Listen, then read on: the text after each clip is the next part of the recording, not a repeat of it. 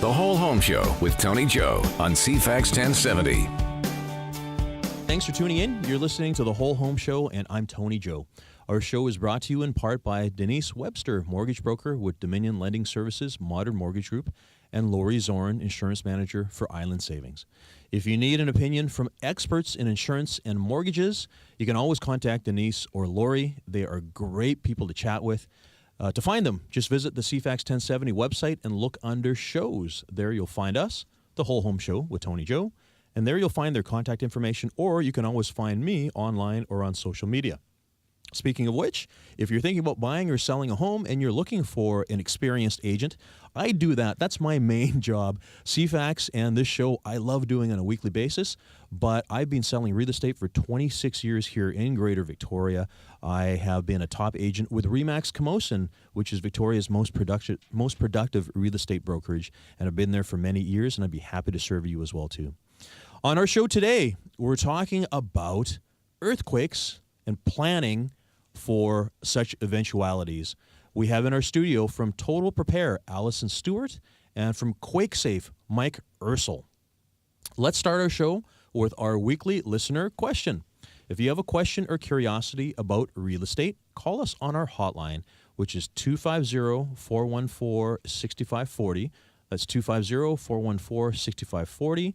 Or find us online at cfax1070.com, and I'll be happy to discuss it on the air. Just a reminder as well, if you are calling in and leaving a message, please be sure to leave your phone number and your name as well, too, in the event that I need to get back to clarify certain things. I bumped into one of those situations just this week. I'd love to air your question, but I can't because I need more information. Anyways, please do so when you call in. I received this week a voicemail from Roger. Basically, Roger says he's been looking at condos, a whole bunch of condos. They're interested in many of them, and they've looked at their depreciation studies.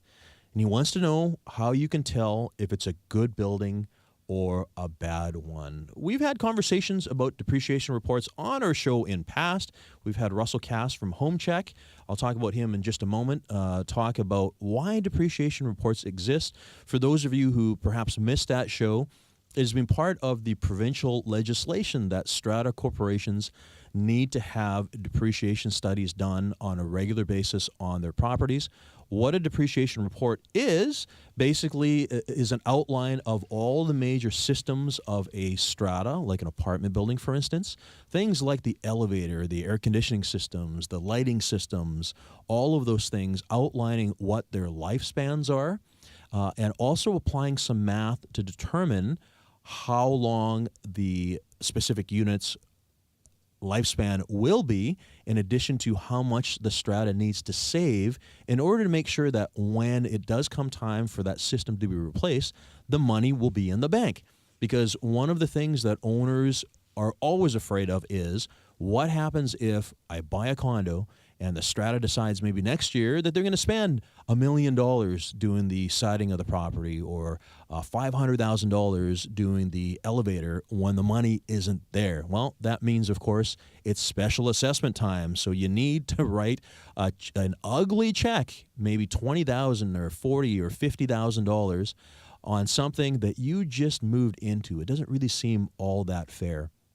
But that's what depreciation reports are. By the way, even though the provincial government has mandated stratas have depreciation reports, one of the things that stratas can do is they can opt out of doing the depreciation report, which they have to do on an annual basis with a 70% vote of the strata. We do see a fair number of stratas opting out.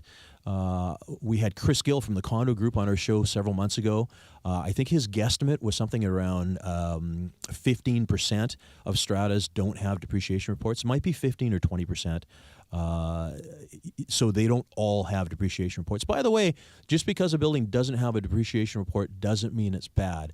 For you as a consumer, however, Roger, it is helpful to have one, because at least it's a snapshot of all of the things that you may or will be concerned with when you buy. Now, how can you determine if it's a good one or bad one? That's another part of the conversation, because what some people feel is just the presence of a depreciation report means that the building is good, and that is not necessarily true.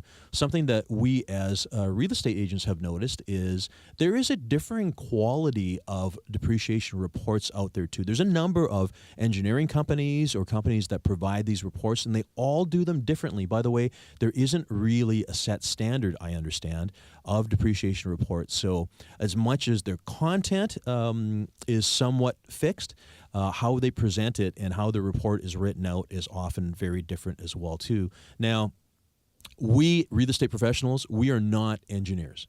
We are also not financial experts because, as I mentioned, something else that the depreciation report has is the financial model, and it is what they call the contingency reserve study. And that is where the engineer or the writer of the report basically lays out how much money the strata needs to either save for replacement of those major items or, going backwards, how much they need to increase the monthly strata fees in order to save up for that specific point in time. Us realtors, we are not financial experts. There are some maybe that came from accounting backgrounds or whatever, but it is not our role to be able to determine whether or not a depreciation report is a good one or not. There's a few things you can do. First of all, there are building inspectors out there who are qualified. I will give a shout out right now to Russell Cass. I mentioned him just a moment ago. He is a certified building inspector with Home Check. He also is an expert in reviewing and writing depreciation reports. So for a fee, he can review for you to give you an idea, give his opinion on the status of that particular building. There are also other companies out there in Victoria. Unfortunately, I don't have their names with me right now, but you can hire them to do a review of the depreciation report. There is a cost involved, as there is with Russell, by the way.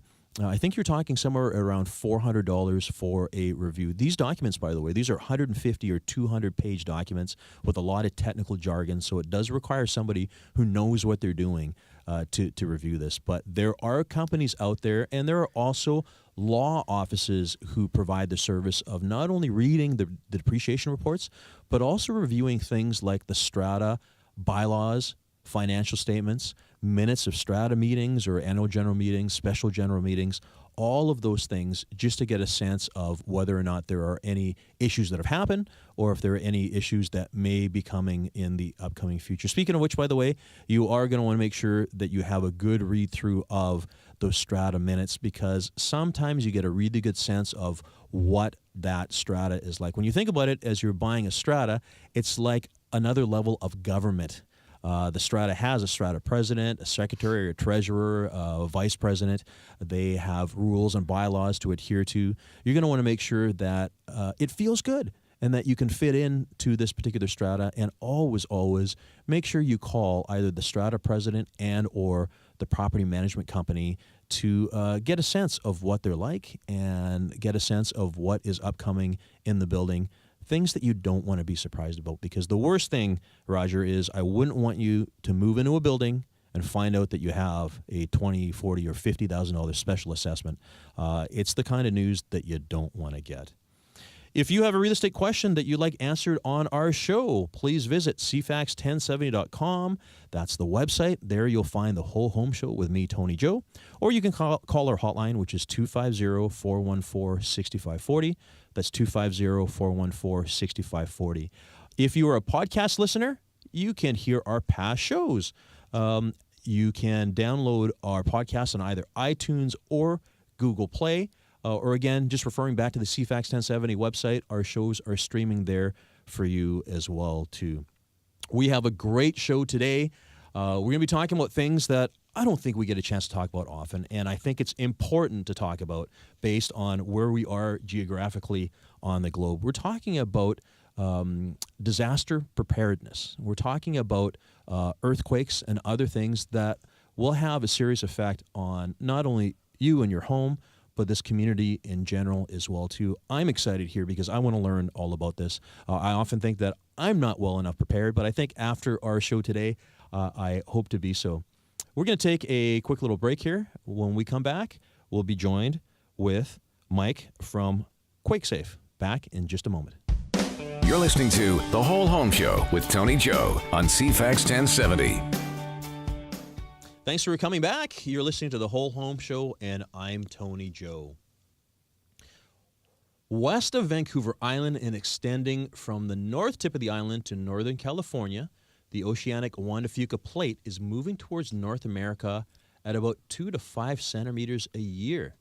This region is called the Cascadia Subduction Zone, and it is something that is talked about quite often. I just got that excerpt from a website, which is Quake Safe, and here from Quake Safe is Mike Ursel. Mike, thanks for coming. Thanks for having me, Tony. I appreciate being here. Now, this is an area, okay, first of all, almost everyone who lives in Victoria comes from somewhere else. Correct. Right, and Correct. one of the things And that so people... did I. And where did you come from? I came from Winnipeg originally, but through Calgary. Okay. Yeah. All right. So one of the things that people often bring up about moving to the West Coast specifically is concerns about earthquakes. Now, I'm guessing that is not as big an issue in Winnipeg, right? It is not an issue in Winnipeg at all. Okay. Floods may be an issue in Winnipeg. Okay. Mosquitoes may be an issue in Winnipeg. Definitely. But not earthquakes, no. So tell us about Quake Safe. What is it that you guys do? Well, Quakesafe is a company that I formed. We're coming up into our 8th year now, and we do one thing. We upgrade existing homes to better withstand the forces of earthquakes. Mm-hmm. Yeah. You know, again, this is an area, my wife is from Regina via Calgary, and we had a largest tremor, I think it was about 2 or 3 years ago. And ever since that day, it has spooked her. Now, I'm from here. I'm born and raised in Victoria. Right. I'm used to this. This is Right. like an everyday occurrence. This is something that I think we all know because of where we live. The probability or possibility of a sizable quake at some point in the future exists. It will happen. We don't know exactly when. We're overdue, and it will happen. And it's funny that you bring up that your wife is not from here because, as I mentioned, I'm not from here, and that was one of the very first questions I had when I moved to Victoria. Was the very first people I met. I said, "What's everybody doing about earthquake preparedness?" And I got a lot of blank stares. You know, there was a lot of we carry insurance for that, or it was just a risk we live with. Yes. And that percolated with me for a long time until I formed Quakesafe about 8 years ago to do something about it. Now, so give us an idea about how you fortify a structure. Well, there's 3 or 4 main issues with most homes built in the local area. I'm talking about Victoria, Greater Vancouver. One of the main issues is that prior to 1980, the building code didn't recognize seismic risks at all. Mm-hmm. So the code did not take into account that seismic forces were a possibility. So homes built before 1980 are almost never secured to their foundations at all. So the house, if you're living in a house that was built before 1980, it's sitting. Oh, and by the way, there's a lot because the building explosion here happened in the 1950s, right? There is tens and tens of thousands of homes built before 1980. Yes. I could upgrade a home every day for the rest of my career and not make a dent into the problem. Yes. And that's not to say homes built after 1980 are all fine. They're not. But we're just talking about one of the primary issues is that homes built before 1980 were not secured to the foundations, and that's a significant risk. So just so as the listener kind of gets it, it's we're familiar with the poured foundation, and then they build the wood frame walls above the foundation. But the question is how the walls and the plates, the sill plates, are connected to the foundation, right? Exactly. They're not. Okay. Yes, the sill plate is sitting on the foundation, so the wood portion of your home is sitting on the concrete portion of your home with gravity. So basically, if you were a giant, you could reach over and just pick up the house and pluck it off. Correct. Yeah. Okay. Yeah. And in fact, that works most of the time. I mean, most of the time, gravity. The weight of the house. The weight of the house works, and we have no problem. the problem occurs in an earthquake. Your house is very heavy, so momentum will require the house to stay where it is, and the foundation actually moves out from underneath the house. Oh. And so that's where we see houses extremely vulnerable. And it doesn't have to move that much, 4 or 5 inches, and the house can fall off the foundation, which is catastrophic. Yeah. So houses built before 1980, we always see this as a major issue, and it's a very easy fix. It's something that our crew can go in and deal with over the course of 1 to 2 days. Yeah, so basically it's bolting the sill plates to the foundation, right? It usually involves bolting. Every house is built differently, so it depends on whether the house is on a slab or a crawl space. It depends on how high the crawl space is. With retrofits, every home is a little bit unique, but it does often involve bolting.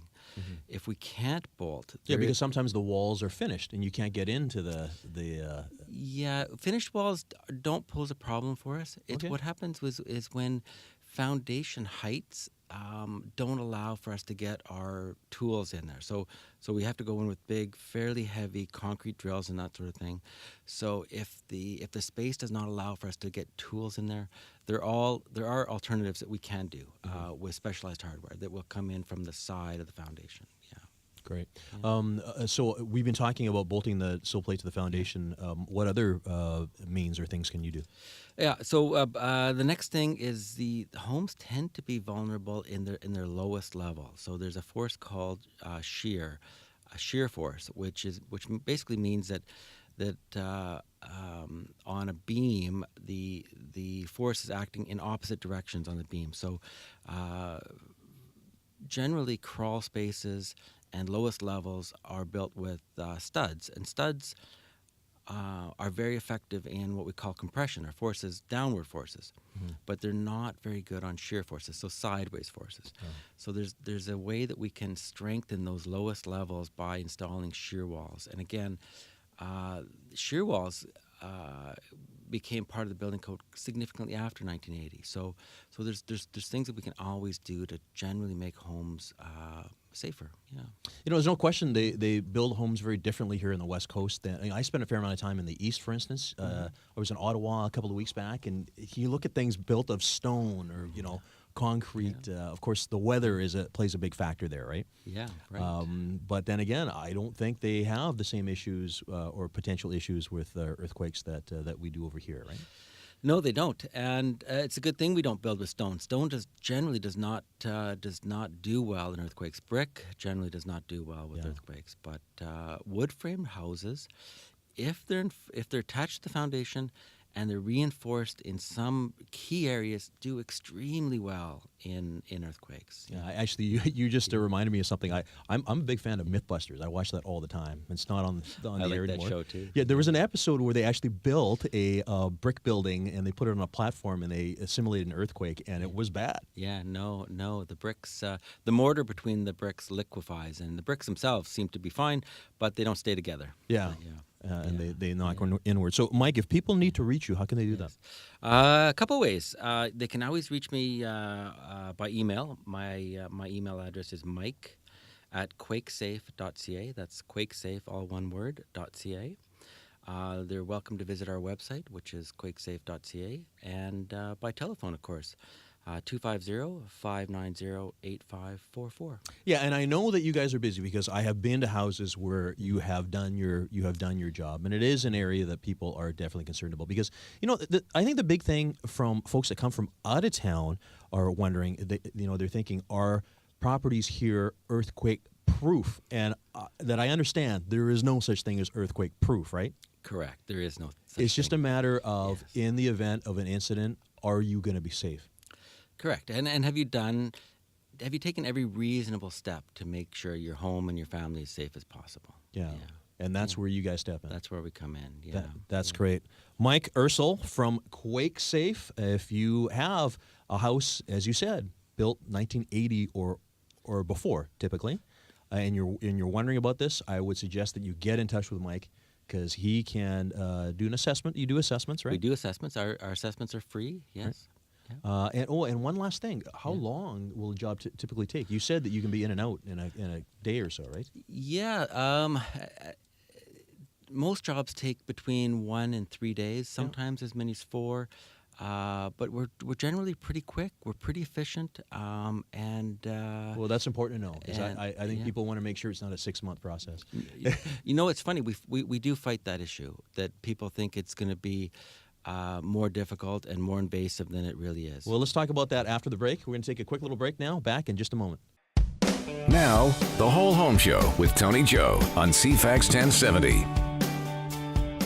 Thanks for joining us again. You're listening to the Whole Home Show, and I'm Tony Joe. Our show is brought to you in part by Denise Webster, mortgage broker with Dominion Lending Services Modern Mortgage Group, and Lori Zorn, insurance manager for Island Savings. I'm flubbing a little bit because I had some dental work done this morning. So it's a reminder, when you get on the radio, it's good to have your dental work done a day or so before.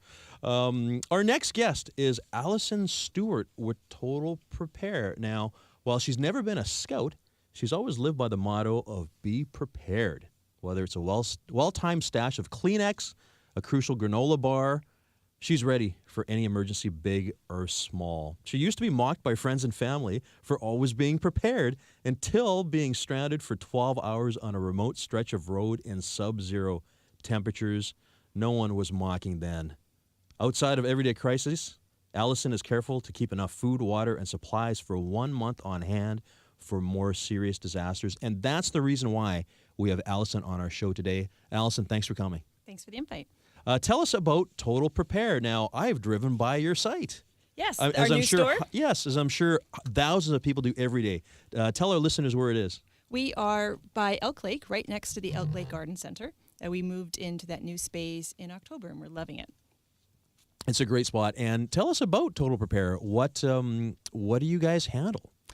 Well, we really can handle anyone from an individual to a company that wants to work on preparedness for any length of time. We have people coming to us for 3 days. We have people coming to us for a year. So we can help anyone regardless of where they are, sort of in their preparedness journey, so to speak.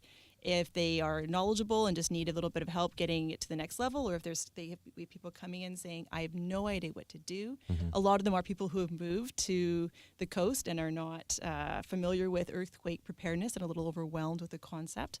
And they really need their hand held through the entire process, and we can do that for them. And people come in and already know what they want. They've done their research, and we have a lot of the gear that we can put together for them. So the thing that comes to mind about being prepared is what happened recently in Puerto Rico, mm-hmm. and how the island was, it was devastated, and people were without power and without clean water for days. Yeah. And this is a possibility. It could happen anywhere. It could happen here, right? Yeah, I think that was a real eye-opener for a lot of people to see that. It wasn't on the other side of the world. You know, this was a place that a lot of people have visited. They knew people who were there. It comes a little bit closer to home. And you would expect a large government like the United States to be able to have the resources to get in there mm-hmm. and fix a problem very quickly. And it really showed how the government depends on other companies that they have contracts with to provide supplies.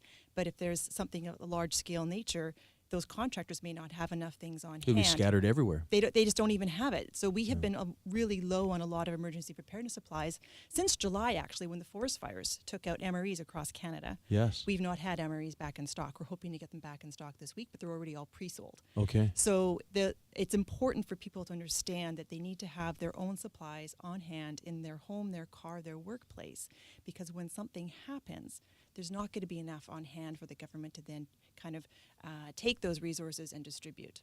Well, and this is the thing, because when we're out of power here on the island, we get upset if BC Hydro doesn't have it fixed up in 2 hours or whatever it is. And these were people in Puerto Rico that were without power for weeks. And some still are without power. Yes. So it's very serious. And even the storms that hit Florida and Texas, and I know there were care homes where people lost their lives because they didn't have power and they didn't have food and water on hand for very vulnerable people. Mm-hmm. And so again, this is sort of our continent, and these are issues affecting people where we go vacation. So it's not that far away from here. So if there's a large scale event, I really think for peace of mind, the onus is on us to make sure that we have enough to take care of the people within our household. Yeah. I believe that's a responsibility. I don't believe it's the government's responsibility.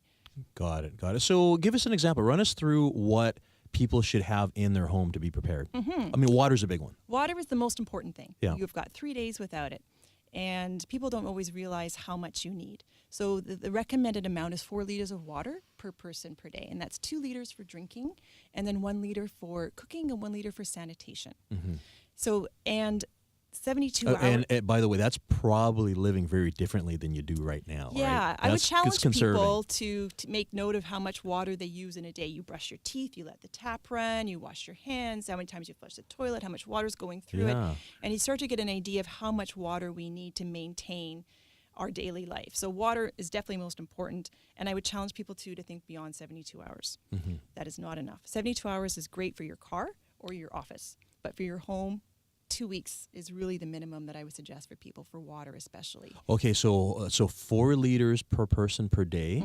Wow, that adds up to be a lot of water. Exactly, that's a lot of water. So you have to look then on how you're going to store it. Yes. So we have something called a super tanker, which has just over 1,000 liters of water. So that would be just over 2 months of water for a household of 4. And they fit through doorways. We've created them so that you can put them in your house very easily, and we walk you through the setup. So something like that would take care of your water needs. Or if you can't do that, we have other things, and you can buy containers elsewhere where you can fill them up. And you want to treat the water, though, if you're going to store it. Otherwise, you got 6 to 8 months before you got to recycle that water. Wow, through. that's something people forget about, I think. You assume that water is water, right? Well, there's possibility of algae growing and bacteria, and that's not going to be that great when you're coming to want to drink it. So you either can use a treatment to put in the water that keeps it for 5 years, or you're going to have to recycle that water out every 6 to 8 months. Got it. Yeah, and I saw a system on the website, like the stacking system. Oh, our water bricks. We love our water bricks. Wow. Because you can build forts with them. Okay. So, who doesn't want to build forts with their water storage? Yeah. And they're great because they fit into small spaces. They're made to stack. Not all water containers are made to stack. Water is very heavy. Yeah. It is, if you have containers that aren't, and you can actually, the bottom ones could collapse and destroy, and then you've lost your water. So you make sure they've got grooves so they you know that they're actually meant to stack on top of each other, and they can handle the weight. But these water bricks are exactly that, and people in condos, they're great for that as well. Yeah, wow, that's a really important thing to think about water. Now, food. Food. Yes. We all like to eat. Yeah. And we will have some things in our fridge, usually, unless it's Costco shopping day. Yeah. But, when you lose your power, you lose the ability to keep that food safe to eat. So you don't have a lot of time to kind of consume what you've got. And then you're into your pantry. So again, if you have enough for 2 weeks and then you need to stretch that for longer, you can. 2,000 calories a day is really what you want to be aiming for. Much less than that, you start to lose weight, which over a long-term period may not be that great. And you're in a high-stress environment as well, and you may be doing more physical exercise than what you would be doing normally. So then people would be thinking about storing canned goods. So canned goods is definitely an option if you're very good at, again, rotating through your canned goods, because you got to watch the shelf life on those. Yeah. When canned goods go off, that isn't a good situation and can actually make you very ill. Yeah. So we like our freeze-dried food because you have a 25-year shelf life on it. Wow. Yeah, it tastes good because we do eat So it have at you lunch. had 25-year-old food recently? Yes. Oh, Well, really? no, I haven't had any that was that old. I've had some that's Okay. a couple years old for sure. Well, all right. And you don't have to worry about refrigeration. Just need water and something to boil the water. Yeah. In a pinch, you could just use cold water. It wouldn't be as tasty. Yeah. But you get a nice hot meal Yeah. and And nutrients. nutrients. And I have served it to my family, and no one noticed. Okay. But now they know. That's right. Yeah, Mom's late. What's she bringing home for dinner? Right? That to me is an emergency. Okay. Nice. And some other things too. Water treatment. Right. Yeah. So there's the kind where you put in beforehand to keep it potable for the 5 years, and then there's like aqua tabs, which you can put in after you've maybe gathered some water. Maybe you've got rain barrels outside, or you live near a water source, so you can put this in the moment. And then there's also great products called like Life Straw and Grail. I've seen those. And Yes. you're very popular, especially with hiking, Yeah. or if you're traveling even to another country and you just want to make sure the water's not going to make you sick. Yeah. So you can basically consume water out of a stream, and it gets filtered through. Out of right? a puddle in a parking lot. Wow. And so the Life Straw is exactly that. It's a straw, so you suck it up. And then the Grail is more like a Bodum. It's more like a press. So you scoop the water up, and then you put it through the filter like a coffee press. Yeah. So all of these neat things people can see at your store. We do. Yeah, they're all on the shelf. You can come and see them in person and kind of pick them up, and we can walk you through how to use them all. Okay, and I've been on the website as well too, and the website address is Totalprepare.ca. totalprepare.ca. And what's the best number to reach out? It is 778-265-5331. Let's hear that again. 778-265-5331. Yeah, you know, this is one of those conversations. I got to say, I very rarely see in people's homes, because I look at a lot of homes every week. I very rarely see people packed and ready to go for emergency preparedness. I think this is a really important conversation. I don't know. Maybe when they're selling their house, they store it off-site, which would be not very smart, right? Maybe it's in their car. Oh, well, Because that's a good place, because you know, if you have, I always suggest people keep some things in their car. yeah. Well, let's talk more about that. We're going to take a little break here. When we come back, we'll have both you, Alison and Mike from Quake Safe. We'll have a conversation about emergency preparedness. This is The Whole Home Show with Tony Joe on CFAX 1070. Thanks for joining us again. I'm Tony Joe, and you're listening to The Whole Home Show. We're here talking about emergency preparedness. We have Mike Ursel from Quake Safe and Alison Stewart from Total Prepare. Mike, we just were talking with Alison about making sure that your house is stocked up with things like water that is necessary. Tell us about Quake Safe, and again, we talked about fortifying a house so that it keeps you safe. Now, we also talked about the fact that nothing is earthquake proof, right? These are things that just keep you safe for the time being. What are things that people should really be considering if they're concerned about this right now and want to give you a call for getting a job done at their house? Well, the things I think that they should be concerned about is basically having a look at their house when it was built, the condition of the foundation. We haven't talked about that. And then the assumption is foundations are strong, but I have seen foundations that are cracked and not healthy, right? We do come across that. It's not that common. Most foundations do extremely well in an earthquake, but we do see some cases where foundation upgrades are definitely necessary before we secure the home to the foundation, for sure. Mm-hmm. Yeah. And you were just talking to Alison a little bit about water and preparedness. We always look for hot water tanks too, to make sure that they're strapped and secure, because hot water tanks can be a really good source of potable water in the event of emergency. So we make sure that they're secure and that they're not going to likely tip over or spill or break or even rupture from gas lines and that sort of thing that come into the hot water tank. That's a really good point. Your 40 or 60 gallon hot water tank could end up being a water source for you in the case of emergency. Absolutely. Yeah. Yeah. All right. Yeah. Do either of you have any, have you had life experiences other than you getting stuck in a sub-zero environment, Alison, which I'm guessing was not in Victoria here, right? No, it was not. Okay. I mean, you're in the business, so you have seen or read about cases where these things have happened. Have you ever had firsthand experience? Or? I've grown up on the West Coast, so I've been here for all the little tremors we've had, but nothing on a large scale. You know, and it's amazing too. We were talking about people coming from other places and how Mike is from Winnipeg. Because earthquakes scare people, and yet, like my wife, for instance, this is one of her fears, and yet people still choose to live here. This is another reminder about what Victoria has to offer, and it's another reason why Victoria real estate is so expensive, because people all want to come here, despite the fact that there could be the big one that comes up, right? Every area has something, too, right? Like if you whether it's tornado, yeah, exactly, or, exactly. So that's how I look at it. Because I have friends in the other parts of Canada. They're like, "How can you live knowing there could be an earthquake?" I'm like, "Well, you lost power for a week because there was an ice storm." Yeah. So every part has its own preparedness that they should be doing for some sort of an emergency. Well, that's a really good point. We were in Calgary, I think it was, 2 or 3 years ago, and we were at a facility that we were locked inside because there was a tornado going past. And I'm from here, so I'm like, what the heck is a tornado? The Wizard of Oz, right? Right. Yes. Speaking of which, the Wizard of Oz and the house flying in the air, I'm thinking of you, Mike, right? Yes. Apparently they didn't have Quake Bolt. No, they did not. Quake no, Safe, we could have fixed that, but then all right. yes. Yes, all right. Now, let's talk more, Alison, about preparedness. We talked about water. We talked about food. What other things do people need to make sure they have? Well, we actually have a checklist that people can come into the store and grab. There's 8 areas of preparedness that we usually walk people through and make sure they have something in each of these areas. Some of them are overlooked and you kind of forget about, like sanitation. We know that our sewer system and our pipes are not still going to be intact if there's a large-scale event. And so what are you going to do when you got to go? So we have solutions for that. There's also solutions for light and communication. Cell towers, if they're still up and working, would be a great source of information with Twitter and texting people to let them know you're okay, having a contact out of province. But you got to let them make know sure you're that your okay. phone is powered. Exactly. Yes. So we have solar and crank options for that. They also, you can pre-charge on a computer ahead of time just to make sure it's already got a charge on it. And it would have weather alerts and radio station because information is going to be key.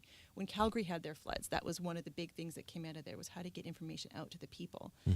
Where do they go for this? Where do they go for that? So having some access to information is going to be super important. So that is an area as well. You need heat. You need something to cook on. So that's something that's also important. First aid, of course. Everyone needs a little bit of first aid on hand. And shelter. So if you're not able to stay in your house because you didn't talk to Mike and you popped off the foundation, where are you going to go? Are you tenting in the backyard? If you're a camper, you've been ahead of people. You'll probably go to your neighbor who had Quake Safe. Right? Hopefully they talk to Mike. Yes. Okay, that sounds like a lot of stuff. So it can and can't be. Okay, so let's try to visualize this. Okay. To be fully equipped, how much space do I need in my house? It sounds like I need like a storage room. Well, we offer a 2-week kit that is a large duffel bag and a backpack. There's a lot of stuff in there, and it's amazing what. And you need that on the run, right? That is if you need to get out, yes. But you can use it in your own home. There's a lot of things. So there's the shelter in place, and then there's the evacuating or the bugging out. So it's sort of looking at 2 different scenarios. So it's good to have things you can grab and go. But then if you're in your home, like the super tankers I was talking about earlier with the large water tanks, that's definitely for in your home. And you need to have some water that you can take with you as well if you need to. So that is as much space as you can do. And then people can expand on that as well. So I have a large tote that I have, all the things that I need. Are we talking there. like a hockey bag? Not that large. Not quite that large. Okay. Yeah, so you know the Mylar blankets, those fold up. They don't take up much space. Of course. And tents of similar type material that fold quite small. We have cooking stoves that are like the size of like a small dinner plate. Those kinds of things that are quite economical with space, but yet will give you a lot of reward in terms of providing comfort. And so one of the things I'm necessities. sure, because it's going through my mind right now, I'm sure other listeners would be thinking about this too. You know, you're cooking, you need gas, or you need a gas source. And things, are we talking about like those camping gas canisters or? That's an option as well. We have one called Stove in a Can that we love. It's literally stove in a can. It has non-combustible fuel. Oh, okay. And each cell will burn for an hour. Yeah. It boils water in 5 minutes. You put the lid back on it when you're done so you can reuse it. And when the fuel cells are gone and you still need it, you can start looking for twigs and burn that as well in there. And it's not that large. It sticks nicely in the corner and can really do you Yeah, well because in there's always that emergency. concern about storing. Combustible fuel. Yeah. Okay. I'm sorry. That's called again. I got to write that down. Stove in a can. Stove in a can. Yeah, All right. I'm we going to love run down this. and get It's myself one of a our stove in a favorite can. All right. And again, your shop is located there right by Elk Lake. Yes, so right by the Elk Lake Garden Center. Yep. Do you find that this is a seasonal conversation? Both of you, for this matter. Are there any certain times of year that people seem to be a little more concerned about this? Well, for me, no.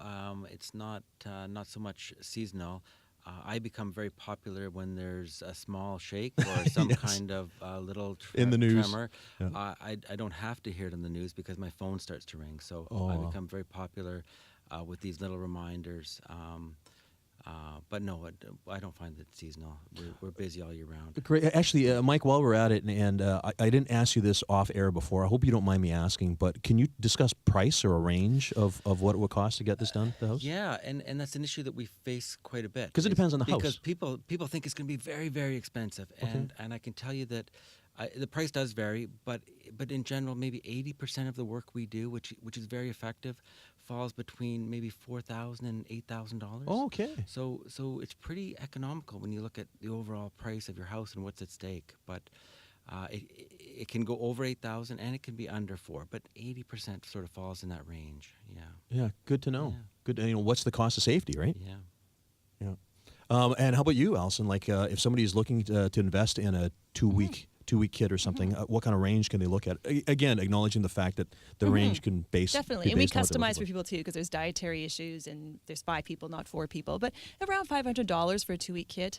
And then we have sort of a 1-person kit, starts under $100, that would do like 72 hours, which would be great for someone starting. I'd rather someone start with something and have something rather than put off, because it's overwhelming to have enough for 1 week or 2 week. Yeah. Now, so these kits that people will have in their house, do they need any sort of rotation or anything? Like, do they need to be? Yeah, it depends what's in there. So there's some water that we sell it as a 5-year shelf life, so that needs to be rotated. Some calorie food bars with a 5-year shelf life.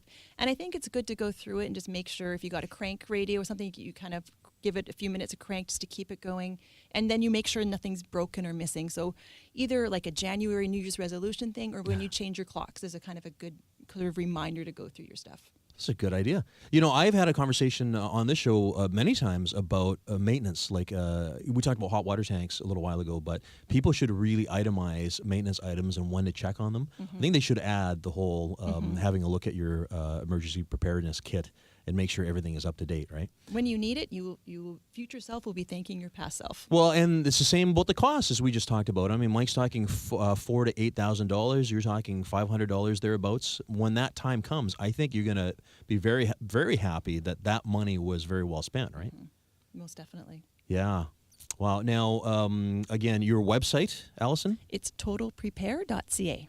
Great. And the phone number? 778-265-5331. Yeah, and your website is great. I mean, I was surfing that the other day, so there's lots of great information. People can learn a lot more. Try to give as much information so people are making decisions based on good information and not fear. You know, I don't want people running around being afraid of what's going to happen, but a little bit of planning, a little bit of thinking, a little bit of preparedness goes a long way. Yeah, and there's also that conversation, too, about family, like planning with the family in the event of, right? Like the escape route. And yes, especially if you have children, that's a really big deal, is take away the fear factor. Put a little pair of shoes under the bed, a little flashlight in it. Oh. And so they get up in the night, if that's when it happens, they got something to put on their feet, protect them from broken glass. A little flashlight to find where they're going. Yeah.